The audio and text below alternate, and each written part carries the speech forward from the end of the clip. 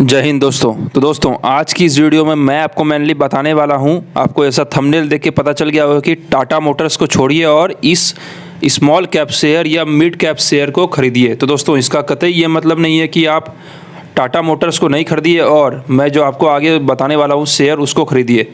तो दोस्तों आपको पता होगा, जैसा अगर आप मेरे चैनल को रेगुलरली फॉलो करते हैं तो आई बटन में जो लिंक है जिस वीडियो का, उसमें मैंने बताया था दोस्तों कि आपको एक पोर्टफोलियो में कितने परसेंट आपको, अगर आप लॉन्ग टर्म इन्वेस्टर हैं तो आपको कितने परसेंट लार्ज कैप में लगाने चाहिए और कितने percent micro cap, nano cap इसमें लगाने चाहिए। तो दोस्तों अगर आप मेरे तरह वैल्यू इन्वेस्टर हैं या फिर ग्रोथ इन्वेस्टर हैं कि जो सिर्फ वेल्थ जनरेट करना चाहते हैं फ्यूचर में, तो दोस्तों मैं अपना मेनली 40 या 30% अगर मैं बताऊं तो अपना टोटल फंड का वो मैं लगाता हूं 25 to 30% दोस्तों, अगर मैं टू बी प्रिसाइज बोलूं तो लार्ज कैप में।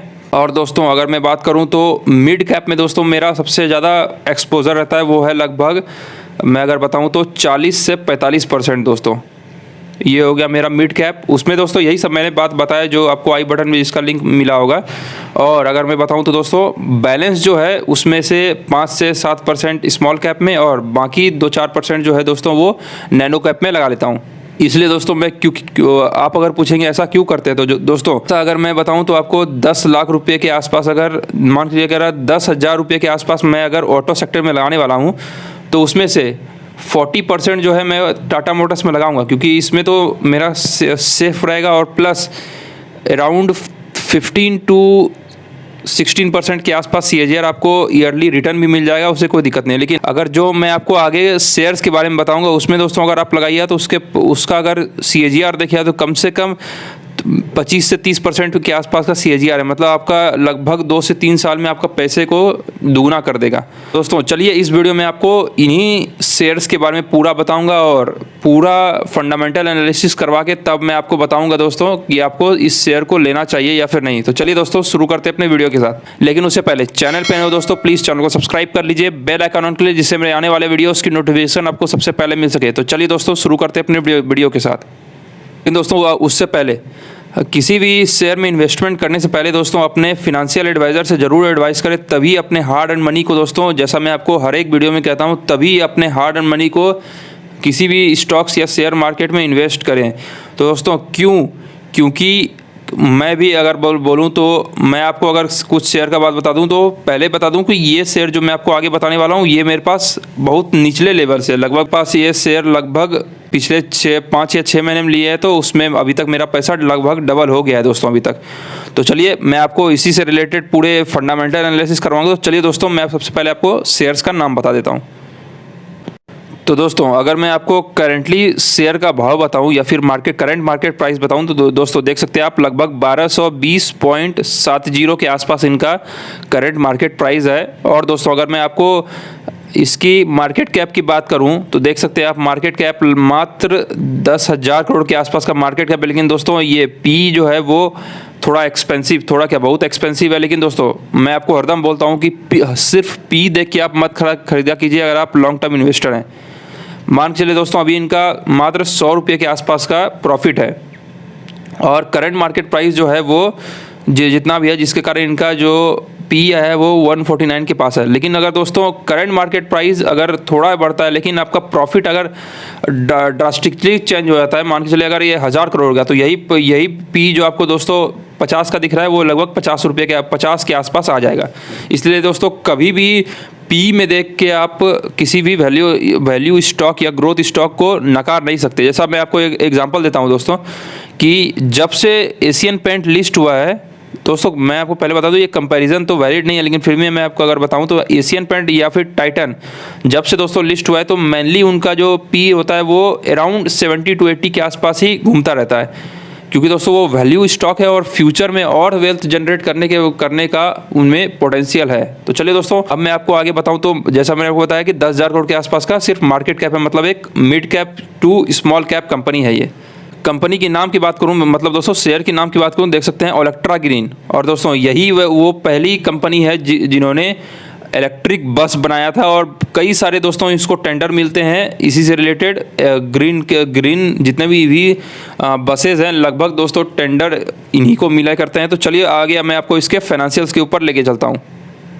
तो दोस्तों अगर रेवेन्यू मिक्स की बात करूं तो दोस्तों देख सकते हैं आपकी ई बस डिवीज़न से इनका लगभग 86% का रेवेन्यू आता है। जैसा मैंने आपको बताया दोस्तों कि मेनली इनका काम है ई बस बनाना, मतलब इलेक्ट्रॉनिक बस बनाना। और ई ट्रक डिवीज़न की बात करूं दोस्तों वहाँ से 2%, और इंसुलेटर डिवीज़न से बात करूँ तो 11.4% के आसपास का रेवेन्यू आता है।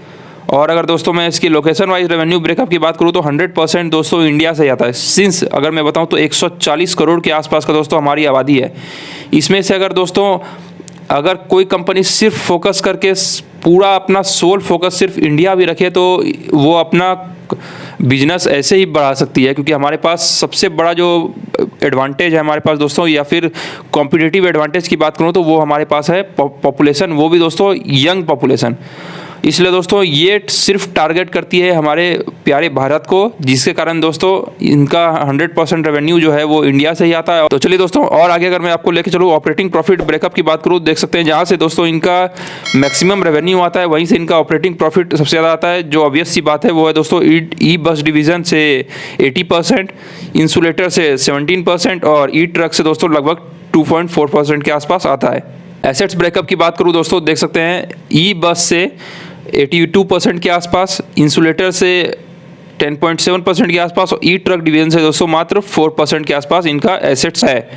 तो दोस्तों अगर मैं इसकी पीयर कंपैरिजन की बात करूं तो देख सकते हैं आप पीयर कंपैरिजन में, जैसा मैंने आपको बताया कि पॉलीकैब इसकी पीयर कंपैरिजन है वो भी इलेक्ट्रिकल इक्विपमेंट में, जो दोस्तों इससे लगभग 7 गुना बड़ी है। और दोस्तों पॉलीकैब से रिलेटेड आपको अगर डिटेल वीडियो चाहिए तो आप आई बटन में देख सकते हो दोस्तों। उस समय मैंने जब इसका वीडियो बनाया था तो उस समय लगभग 4500-4400 के आसपास चल रहा था, और 7 दिन में दोस्तों, और 7 से 10 दिनों में अगर मैं बात करूं तो मुझे टेक्निकल उसका अच्छा पसंद आ रहा था, इसलिए दोस्तों मैंने वीडियो बनाया था, जिसके कारण अभी देखिए तो लगभग 5100 या फिर 5000 के ऊपर कल की क्लोजिंग दिया है, मतलब 22 अगस्त में क्लोजिंग दिया है। तो चलिए दोस्तों और मैं अगर आपको आगे लेके चलूँ कस्टमर की इसकी बात करूँ तो दोस्तों देख सकते हैं इंडस टावर, जो दोस्तों रिसेंटली निफ्टी नेक्स्ट 50 से बाहर हो गई है, लेकिन दोस्तों एक ठीक कंपनी, लेकिन दोस्तों एक वेल्थ जनरेटर नहीं है। लेकिन अगली कंपनी की बात करूँ तो देख सकते हैं दुनिया की one of the top leading company और इंडिया की top company in terms of market cap दोस्तों, वो रिलायंस इंडस्ट्रीज लिमिटेड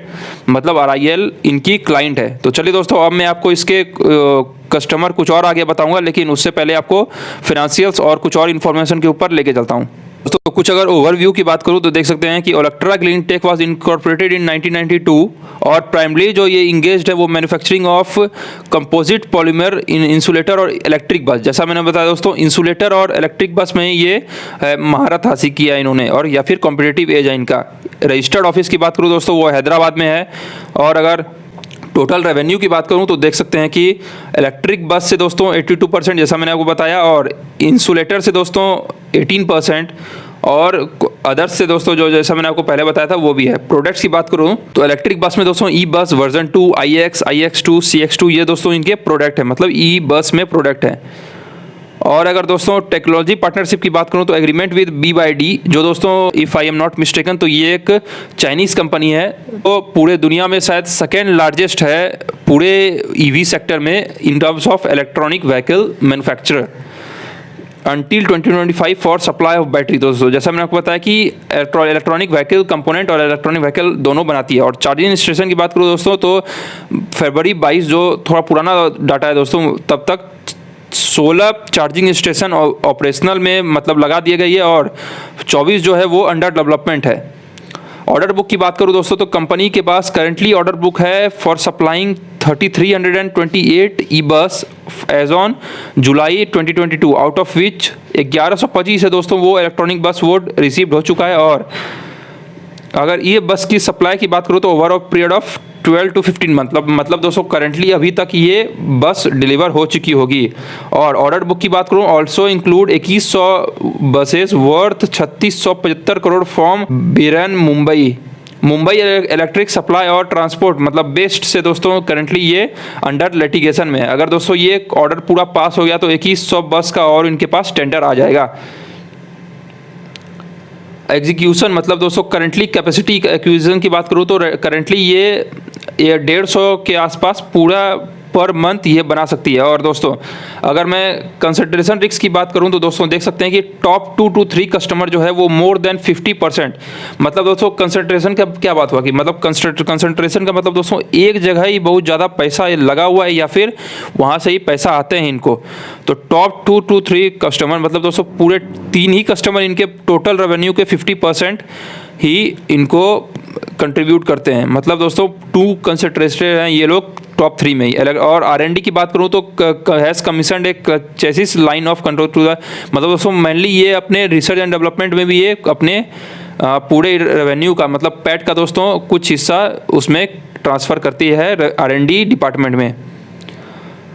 और अगर दोस्तों मैं अगर बात करूँ तो ये सारे अपने देख सकते हैं। कैपेक्स की बात करूँ देख सकते हैं कि एक्वायर्ड 150 एकड़ of land from Telangana from government of Telangana for constructing E plant मतलब EV plant with expanded capacity of 10,000 buses per year. अभी करंटली मैं बात करूँ दोस्तों तो 150 गुना 12 ये दोस्तों इनके करंट जो है वो कैपेसिटी है। मतलब दोस्तों 1800 बस के आसपास ये बना सकती है। और करंटली अगर मैं बात करूँ अगर ये पूरा 150 एकड़ में पूरा अगर प्लांट बन गया तो इनके पास दोस्तों लगभग 10,000 बस के आसपास पर ईयर का कर सकते हैं। इसलिए दोस्तों मैं आपको बोल रहा हूँ कि अगर ये अभी ये मात्र 10,000 करोड़ की कंपनी है और किसी भी छोटे मोटे गिरावट में दोस्तों आप इसको खरीद सकते हैं लॉन्ग टर्म के लिए, जिसके कारण आपको एक अच्छा वेल्थ जनरेट हो सके।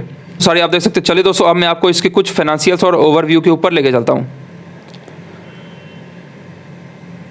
तो दोस्तों जैसा मैंने आपको बताया कि मार्केट कैप 10,000 करोड़ के आसपास है, डिविडेंड यील्ड दोस्तों नॉमिनल सा है, और अगर बुक वैल्यू की बात करूँ तो इतना है, और ROC की बात करूँ दोस्तों तो 13% के आसपास है, ROE 8% के आसपास है, फिर फेस वैल्यू दोस्तों 4 के आसपास है। दोस्तों मैंने अपने लाइफ में दोस्तों ये पहली कंपनी देखी है, या फिर मैं अगर बताऊं तो दूसरी कंपनी शायद मैंने देखी है दोस्तों जिसका फेस वैल्यू 4 के आसपास है। मतलब अभी भी यहाँ से आपको 1 या 2 स्प्लिट तो मिल ही सकता है। और दोस्तों अगर प्रॉफिट एंड लॉस की बात करूँ तो दोस्तों देख सकते हैं आपकी प्रॉफिट एंड लॉस में इनकी दोस्तों पिछले साल तक मतलब मार्च 2023 तक इनकी जो सेल्स थी वो 1091 करोड़ मतलब 1091 करोड़ के आसपास था। और टिल डेट की बात करूँ तो इनका रेवेन्यू 1026 करोड़ के आसपास है, मतलब 1026 करोड़ के आसपास है। ऑपरेटिंग प्रॉफिट की बात करूँ दोस्तों देख सकते हैं रेवेन्यू डिक्रीज हुआ, लेकिन दोस्तों इसका ऑपरेटिंग प्रॉफिट जो है वो इंक्रीज हुआ है, क्योंकि इनका जो टोटल एक्सपेंसेस है वो घट के आए हैं। मतलब 949 वाला जो है 880 हो गया, इसलिए दोस्तों इनका 141 वाला जो ऑपरेटिंग प्रॉफिट था वो 145 रुपया हो गया है। ऑपरेटिंग प्रॉफिट मार्जिन बात करूँ तो दोस्तों देख सकते हैं कि 14%, जो पिछले साल जो 13% के आसपास था वो इस बार 14% हो गया है। नेट प्रॉफिट की बात करूँ दोस्तों देख सकते हैं आप कि 67 करोड़ वाला नेट प्रॉफिट इस बार 68 करोड़ हो गया, और EPS जो 8 रुपये के आसपास था वो 8 रुपया 16 पैसे के आसपास हो गया है। और दोस्तों अगर कंपाउंडेड सेल्स ग्रोथ की बात करूँ देख सकते हैं 23% के आसपास है, प्रॉफिट ग्रोथ 28% है। CAGR दोस्तों जो मैं आपको स्टार्टिंग ऑफ द वीडियो में बोल रहा था कि 5 साल का CAGR 36% के आसपास है दोस्तों, और 10 ईयर CAGR जो है वो 61% के आसपास है, और 1 ईयर CAGR है दोस्तों वो 102 के आसपास है। और ROE की बात करूँ जैसा मैंने ऊपर बताया कि 8% के आसपास है। और दोस्तों अगर रिजर्व्स की बात करूँ जो बैलेंस शीट के one of the most important factors में दोस्तों गिना जाता है वो है कि देख सकते हैं 807 करोड़ के आसपास सिर्फ इनका फ्री रिजर्व्स है दोस्तों। इसी से दोस्तों आपको मेनली जितने भी बोनस होते हैं या फिर कुछ और रिलेटेड कैपेक्स करना है तो इन्हीं से सारे दोस्तों इनसे ही कैपेक्स होता है, जैसा मैंने आपको ऊपर बताया। बोरोइंग्स की बात अगर दोस्तों मैं करूं तो देख सकते हैं मात्र 9 करोड़ के आसपास का बोरोइंग है, और शॉर्ट टर्म बोरोइंग तो दोस्तों ये चलते ही रहते हैं। 9 करोड़ के आसपास का बोरोइंग है, मतलब दोस्तों एक ऑलमोस्ट डेट फ्री है, net to net debt free company है ये। और अगर कैश एंड कैश इक्विवेलेंट की बात करूँ अगर मैं तो देख सकते हैं लगभग 167 करोड़ के आसपास का कैश एंड कैश इक्विवेलेंट है इसके पास। मतलब दोस्तों एक अगर 10,000 करोड़ की कंपनी की बात करूँ तो ये बैलेंस शीट मेरे लिए एक 4 to 4.5 स्टार बैलेंस शीट है, जिसके कारण दोस्तों आप बिंदास इस शेयर में इन्वेस्ट कर सकते हैं after consulting your financial advisor. तो चलिए दोस्तों अब मैं आपको आगे इसके इन्वेस्टर्स मतलब शेयर होल्डिंग पैटर्न के ऊपर लेके चलता हूँ। शेयर होल्डिंग पैटर्न की बात करूँ दोस्तों मोर देन 50% जो है प्रोमोटर के पास है, 10% के आसपास बात करूँ तो दोस्तों इंस्टीट्यूशनल इन्वेस्टर के आसपास है, मतलब FII और DI के पास, और 41.33% जो है दोस्तों वो पब्लिक के पास है। तो दोस्तों बस आज की वीडियो का इतना ही। चैनल पे दोस्तों प्लीज़ चैनल को सब्सक्राइब कर लीजिए, बेल आइकन ऑन कर लीजिए जिससे मेरे आने वाले वीडियोस की नोटिफिकेशन आपको सबसे पहले मिल सके। और लास्ट में आ जाओ दोस्तों, जय हिंद।